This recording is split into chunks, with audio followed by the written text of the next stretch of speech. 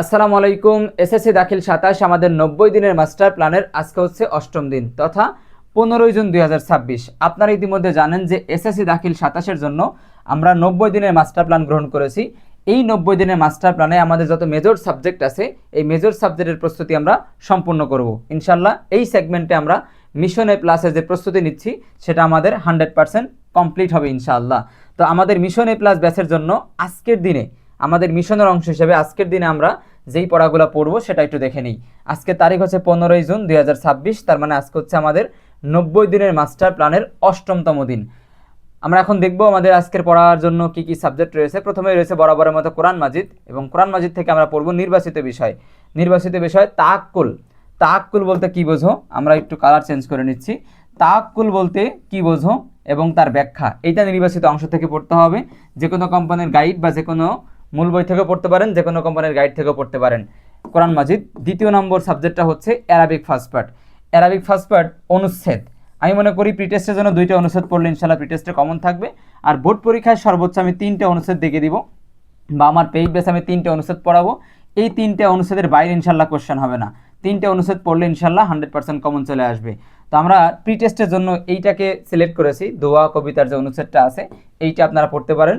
যারা পেইড বেসে আছেন এসএফ মেথড থেকে আনসার শিট দেওয়া হবে, যারা পেইড বেসে নাই নিজের মতো করে যে কোনো কোম্পানির গাইড থেকে বা নিজের ইন্ডিভিজুয়াল সিস্টেমে পড়ে নিতে পারেন। পরবর্তী সাবজেক্ট হচ্ছে ইংলিশ ফার্স্ট পার্ট।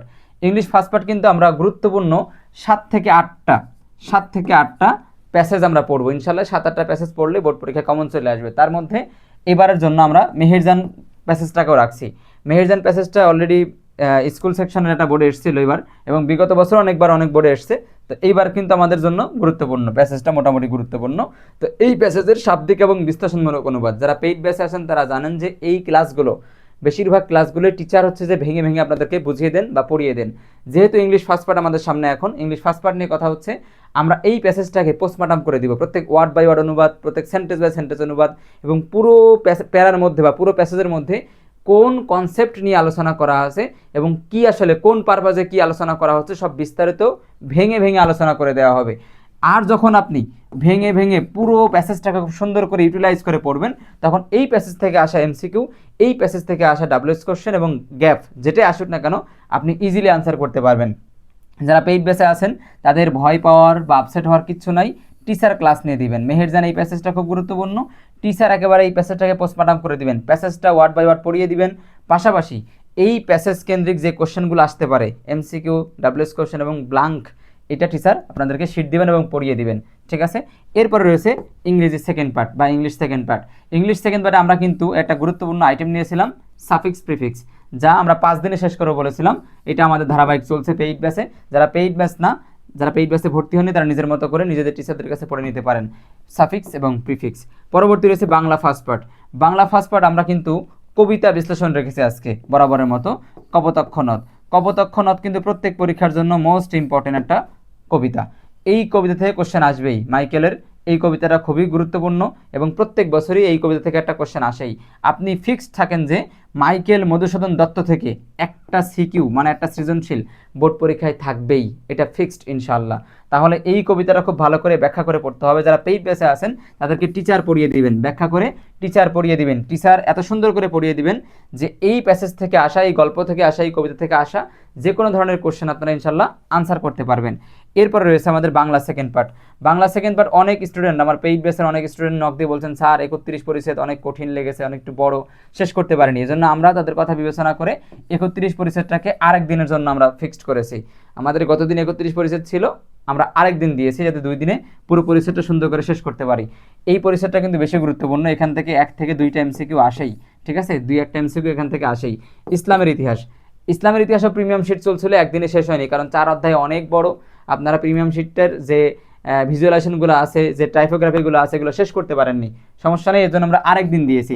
যেহেতু কঠিন চ্যাপ্টার, আমরা প্রাইম শিট পড়ার জন্য, 4র্থ অধ্যায়ের প্রাইম শিট পড়ার জন্য আমরা আরেক দিন নির্ধারণ করেছি, বাজেট করেছি আরেক দিন। যারা পেইড বেস তারা অলরেডি প্রাইম শিটটা পেয়ে গেছেন। এই শিট থেকে এমসিকিউ, সিকিউ, এসকিউ বোর্ড পরীক্ষায় কমন চলে আসবে ইনশাআল্লাহ। এরপর রয়েছে আকাইদ ফিকার। এই কোশ্চেনটা গুরুত্বপূর্ণ কোশ্চেন কিন্তু, উসলুল শাসী গ্রন্থাগারের জীবনী, ঠিক আছে, এবং সেই গ্রন্থের বৈশিষ্ট্য। যারা পেইড বেসে আছেন তাদেরকে আমরা শিট দিব, চাইলে নিজেরা যে কোনো কোম্পানির গাইড থেকে পড়তে পারেন, কারণ সকল কোম্পানির গাইডের মধ্যে কিন্তু এই কোশ্চেনের আনসারটা রয়েছে। এবার রয়েছে এসএসসি সেকশনের জন্য ভূগোল এবং পরিবেশ 4র্থ অধ্যায় মূল বই বিশ্লেষণ। যারা পেইড বেসে আছেন টিচার ইনশাল্লাহ এসএফ মেথডে এটা ক্লাস নেবেন। হোমওয়ার্ক আজকে আমরা বাইরে আর দিচ্ছি না, হোমওয়ার্ক আমাদের পেইড বেসের এসএফ মেথডের যে পেইড বেসের গ্রুপ রয়েছে সেই গ্রুপে দেওয়া হবে।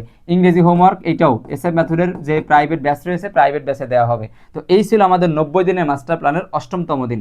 90 দিনের মাস্টার প্ল্যানের 8তম দিন। এখানে বলা আছে সিলেবাস সম্পন্ন করে তারপরে ঘুমাতে যাওয়ার সময়।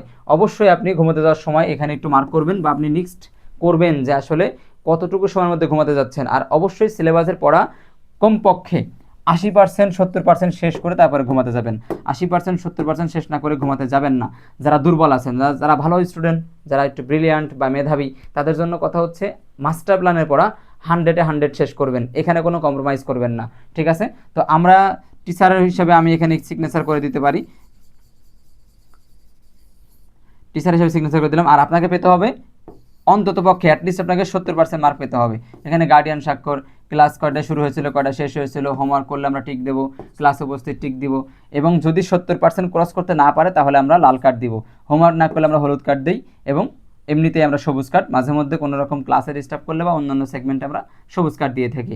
আমরা এইভাবে আমাদের পেইড ব্যাচটাকে ম্যানেজ করি। ইনশাল্লাহ কেউ যদি আমাদের পেইড ব্যাচে ভর্তি হন সে সর্বোচ্চ এফোর্ট পাবেন। ইনশাল্লাহ আমাদের স্টুডেন্টদেরকে A+ পাওয়ানোর জন্য, দাখিল 27 ব্যাচের স্টুডেন্টদেরকে A+ পাওয়ানোর জন্য ঠিক যতটুকু এফোর্ট দেওয়া দরকার এসএফ মেথড ততটুকু এফোর্ট দিবে ইনশাআল্লাহ। ইনশাআল্লাহ আমরা A+ পাবোই। দাখিল 27-এর যে কজন স্টুডেন্ট আমার এখানে ভর্তি আছে এবং হবে, ইনশাআল্লাহ প্রত্যেকেই A+ পাওয়ার জন্য প্রস্তুত হবে, তৈরি হবে ইনশাআল্লাহ। আমরা সেইভাবে এফোর্ট দিব, সেভাবে আমরা সবাইকে সার্ভিস দিব। সবার জন্য দোয়া করে, সবার কাছে দোয়া চেয়ে আজকের মাস্টার প্ল্যানের ভিডিও এখানে শেষ করছি। পরবর্তী ভিডিও দেখার আমন্ত্রণ জানিয়ে আসসালামু আলাইকুম রহমতুল্লাহ।